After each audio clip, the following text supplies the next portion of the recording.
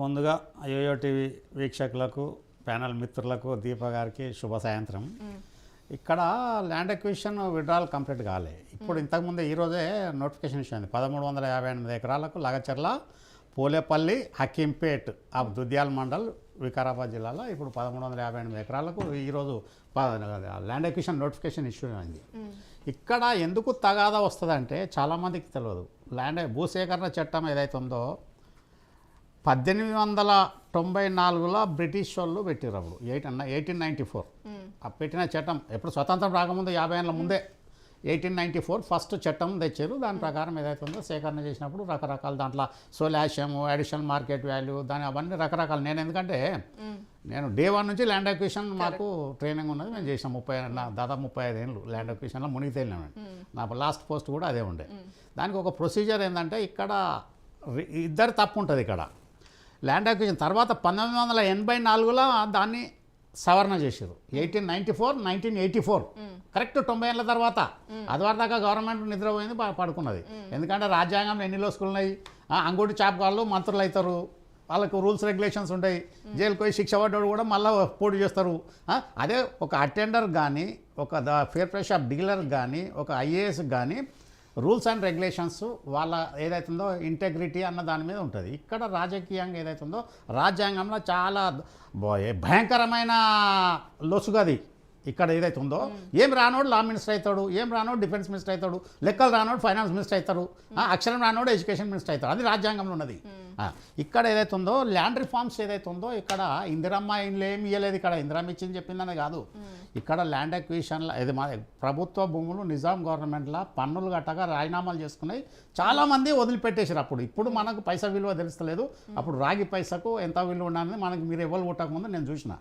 ఇక్కడ ఏదైతే ఉందో ల్యాండ్ రిఫార్మ్స్ 1950నే లావాణి రూల్స్ నిజాం తర్వాత పెట్టారు. లావాణి రూల్స్ పెట్టిన తర్వాత పకడ్బందీ పెట్టినప్పుడు ఇది ఏదైతే ఉందో ఈ కొనుకాలు అమ్మకాలు దుర్వినియోగం అవుతుందని చెప్పేసి 1958లో GOMS నెంబర్ 1406 తీసుకొచ్చారు.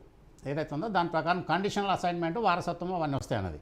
తర్వాత 1977లో మళ్ళీ వెంగళరావు పీరియడ్లో prohibition of transfer act, assign భూములు అమ్ముకోరాదు అన్నది 77లో వచ్చింది చట్టం.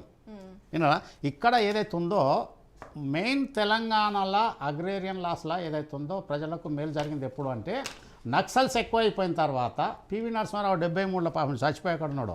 అగ్రికల్చర్ ల్యాండ్ సీలింగ్ చట్టం పెట్టిన తర్వాత దాన్ని మళ్ళీ ఆయన 3 ఏళ్ళకే పదవి గుంజేశారు. మొత్తం దేశాయిలు, దేశముఖులు, నవాబులు, సర్దేశాయిలు, ఆంధ్రోలు, తెలంగాణ, రాయలసీమలు అందరు కలిసి ఆయన కుర్చీ గుంజేశారు.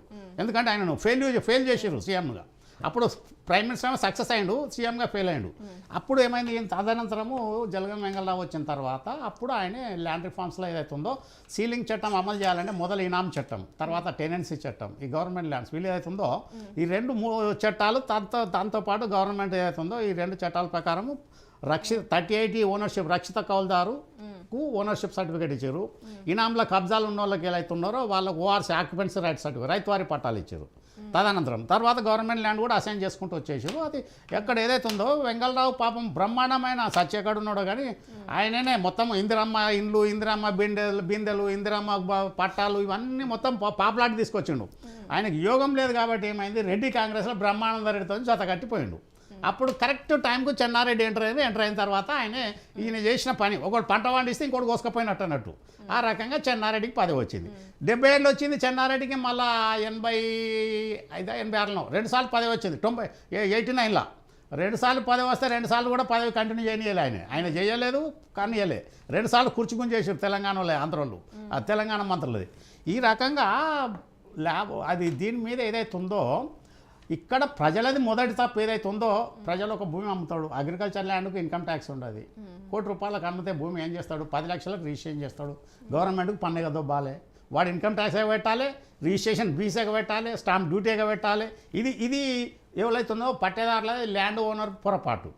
అప్పుడు ల్యాండ్ అక్విజిషన్ ఏం చెప్తుంది చట్టం, వాడు బ్రిటిష్ వాడు 1894 నుంచి కూడా పెట్టింది. గత 3 ఏళ్లలో ఆ దర్దాపుల్లో నియరెస్ట్ ఎక్కడ ఎంత హయ్యెస్ట్ సేల్ ఉంటే ఆ సేల్ను అడాప్ట్ చేసుకొని ఆ ప్రకారం పేమెంట్ ఇవ్వమంటారు.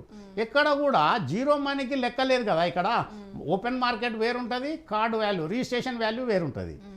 ఎందుకంటే ఇన్కమ్ ట్యాక్స్ పెట్టుకోవడానికి ఇవన్నీ చేసుకోవడానికి రకరకాల దందాలు పడతారు. ఇక్కడ ఈ ప్రాబ్లం వస్తుంది. వినరా? అందుకోసం ఇక్కడ ఏదైతే ఉందో లగచర్లలో ల్యాండ్ అక్విజిషన్ చేయడం అన్నది అది ఇంకొకటి ఫార్మాసిటీ పెట్టడం అన్నది మనల్ని ఇంకా కూడా కళ్ళు తెస్తలేదు గవర్నమెంట్ ఆఫ్ ఇండియా కానీ స్టేట్ గవర్నమెంట్లు కానీ. ఇక్కడ అమెరికా వాడేమో రిఫైన్డ్ ఏదైతే ఉందో డ్రగ్స్ అన్నీ ఇంపోర్ట్ చేసుకుంటాడు. ఈ ఏషియన్ కంట్రీస్లో ప్రాసెస్ అయిన తర్వాత ప్రొడ్యూస్ అయిన మళ్ళీ డ్రగ్ను మళ్ళీ రీఫైన్ చేస్తాడు. రీఫైన్ చేసుకొని తీసుకుపోతాడు. వాని పొల్యూషన్ అవాయిడ్ చేసుకుంటున్నాడు. మనం ఇక్కడ నాశనం అయిపోవాలి, జనాలు ఎక్కువ ఉంటారు కదా. వానికి ఎవరికి గవర్నమెంట్ పట్టి ఉండదు. నేను ఏమంటున్నా, రాజ్యాంగంలో లోసుకులే ఎవరి మీద కూడా బాధ్యత లేకుండా, ఎవడు ఏందని లేకుండా ఇక్కడ ఫార్మా కంపెనీలకు మేము చెప్తా. సిరీస్ ల్యాబ్ ఆంధ్ర ఏదైతే ఉందో ఇక్కడ మన దిల్సుఖ్నగర్ ఇచ్చింది, అది గవర్నమెంట్ ల్యాండ్. వాడు మొత్తం ఏం చేస్తారు, వాళ్ళు ఫిల్టర్ దొంగలు ఏదైతే ఉన్నదో, ఈ పొల్యూషన్ ఏదైతే ఉందో, ఎఫ్లుయెన్సీ ఏదైతే ఉందో ట్రీట్మెంట్ ప్లాంట్ పెట్టి ఇంప్లిమెంట్ చేయరు. ఇక్కడ ఇండస్ట్రియల్ డిపార్ట్మెంటు ప్లస్ తర్వాత ఈ ఫార్మా కంపెనీస్తో వీళ్ళు కుమ్ముక్కైపోయి వాళ్ళు అది ఎంత ప్రొడక్షన్ వస్తుంది, పొల్యూటెడ్ ఎఫ్లుయెంట్ ఏదైతే ఉందో విష పదార్థాలు ఎంత వస్తున్నాయి, దాన్ని ట్రీట్మెంట్ చేస్తుండా లేదా అనకుండా అదే సిరీస్ ల్యాబ్ మొత్తం బోర్ కొట్టి భూమిలోకి పంపు చేస్తే ఇది దిల్సుఖ్నగర్ ఎల్బీ నగర్ ఏరియాలో మొత్తం పాయిజన్ అయిపోయింది.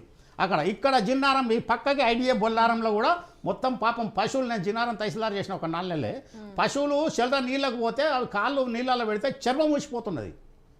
అంత భయంకరమైన కెమికల్స్ పాయిజన్స్ రిలీజ్ అయినాక అది దరిదాపులో పటంచేరు కూడా మొత్తం పాశమైలారం ఇవన్నీ కూడా దరిద్రం అన్నట్టు. ఇక్కడ ఇండస్ట్రీలు ఎప్పుడైతే డెవలప్డ్ కంట్రీస్లో ఎక్కడ కూడా జనావాసాలన్న దగ్గర వాడు ఫార్మా కంపెనీస్ పెట్టకూడదు. డ్రగ్స్ కానీ ఫార్మాస్ కానీ ఈ పాయిజనస్ కానీ. ఇప్పుడు చూడు, ఇక్కడ మనం పెట్టాలంటే గవర్నమెంట్ ఆఫ్ ఇండియా పాలసీ తీసుకురావాలి. మనకు సరిపోను ఎడారి ఉన్నది రాజస్థాన్లో, డిజర్ట్లో పెట్టాలి. ఈ ఫార్మా కంపెనీస్ అన్నీ డిజర్ట్లో పెట్టాలి. అక్కడ పంపింగ్ అయినా లోపలికైనా నాశనమైనా ఏం పెద్ద ఫరక్ పడది. ఆ ట్రీట్మెంట్ చెప్పి అది చేయకుండా వచ్చి ఇక ఇది ఒకటే కాదు, ఇలా లగచర్ల భూములు గుంజుడు కాదు. నేను చెప్తా, ఇదే బీఆర్ఎస్ గవర్నమెంట్ మొన్న ఎన్ని భూములు కన్జర్వేషను భూములు ఏదైతే ఉందో కన్జర్వేషన్ ల్యాండ్స్ కన్వర్ట్ చేసింది.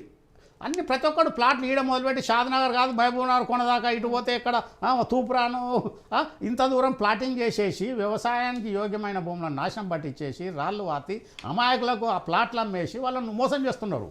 ఇక్కడ గవర్నమెంట్ ఏదైతుందో ఫెయిల్యూర్ ఏంటంటే ప్రతి ఒక్కరికి పట్టలేదు. 5 ఏళ్ళు రాగానే దోసుకపోదాం, దాచుకుందాం, వెళ్ళిపోదాం అన్నది. వివేకానంద స్వామి చెప్పినట్టు ఆశయం ఉన్నోనికి ఎవరికన్నా అధికారం ఇస్తారంటే ఎవడు ఇయ్యడు, అభివృద్ధి చేస్తాడు కదా అనేది లేదు. ఎంత వచ్చినోడల్లా ఆశపడి వస్తున్నారు, దోసుకుంటున్నారు, పోతున్నారు. ఇప్పుడు ఇది ఎలక్షన్ ఒక ఏదైందంటే ఇప్పుడు వ్యసనపరులు అయిపోయారు. ప్రజలను ఓటర్లను ఏంటంటే వ్యసనపరులు చేసేసారు. వాడు ఎంత డబ్బులు ఇవ్వకపోతే వాడు ఇప్పుడు పోలింగ్ స్టేషన్కి వచ్చే పరిస్థితి లేడు. ఈ 2 పార్టీలు ఇవ్వాలి ఇప్పుడు వీళ్ళు డబ్బులు. 2 ముగ్గురు చేస్తే 3 పార్టీలు ఇస్తేనే పోలింగ్ బూత్కి వస్తా, లేకపోతే లేదు.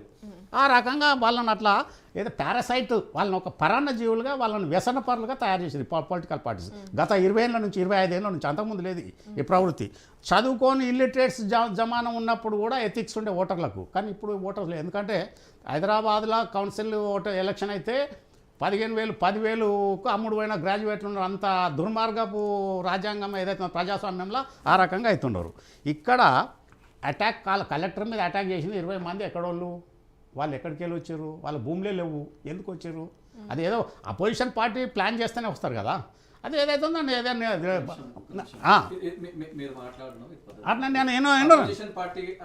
అపోజిషన్ పార్టీ అనేది కాకపోతే నేను ఏమంటున్నా, అరే ఎఫ్ఐఆర్ మీద ఎఫ్ఐఆర్ నరేందర్ రెడ్డి మీద విచారణ జరపండి. ఆడ మీరు చెప్పడం తప్పు. వేరే వాళ్ళు వేరే గ్రామాలకి ఎవరైనా వచ్చిర్రా, ఆ గ్రామానికి సంబంధించిన గారా, వాళ్ళ తల్లిదండ్రుల పేరు మీద భూములు వినండి, వాళ్ళ తల్లిదండ్రుల పేరు మీద భూములు ఉన్నాయా లేవా, అది మాట్లాడడం